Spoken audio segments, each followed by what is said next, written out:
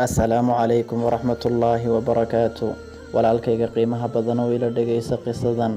Maalin maalmaha ka mid ah ayuu nabigeenu sallallahu calayhi wasallam isagoo saxaabada la fadhiyay yidhi, waxaa idiin soo geli doona nin ahlu jannaha ka mid ah. Asxaabtii oo dhammi waxay isweydiiyeen talow kuma ayuu noqon doonaa saxaabigaasi. In yar kadib waxaa soo galay saxaabi aan aad caan u ahayn oo garhkiisa biyihii weysadu ka daayaan, gamcahana la laabtay, labadiisii kaboodna sita. Wuxuuna tukaday 2 ragcadood wuuna baxay. Maalintii labaad iyo maalintii saddexaadna sidii si leeg ayaa dhacday.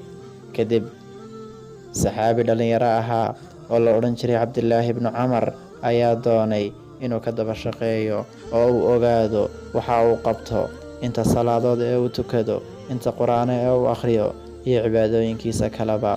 Wuxuuna u yimi saxaabigii ahlu jannada ahaa, wuxuuna ku yidhi, aabbahay ayaan isku yar dhacnay, waxaanan rabaa inaan 3 habeen kula joogo inta aabba ka degayo.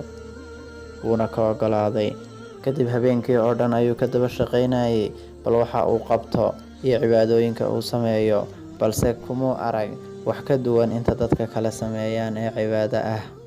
Habeenkii labaad iyo habeenkii saddexaadna sidii si leeg ayuunbay ahayd.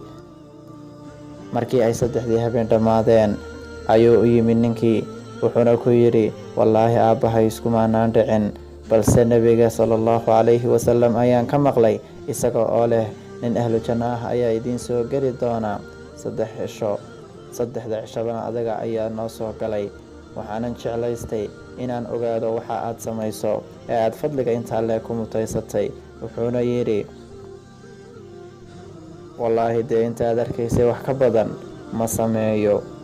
Markii saxaabigii yaraa doonay inuu tago ayuu u yeedhay oo uu ku yidhi, kaalay, wallaahi intaa aad aragtay wax ka badan ma sameeyo, balse habeen qura ma seexdo aniga oo qof muslim ah calool xumo iyo xaasidnimo qalbiga ugu haya.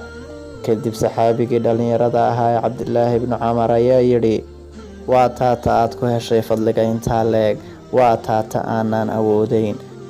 Markaa walaal, intii karaankaaga ah isku day inaad saxaabiga qiimaha badan ku dayato si aad u hesho fadliga uu helay oo kale. Wassalaamu calaykum.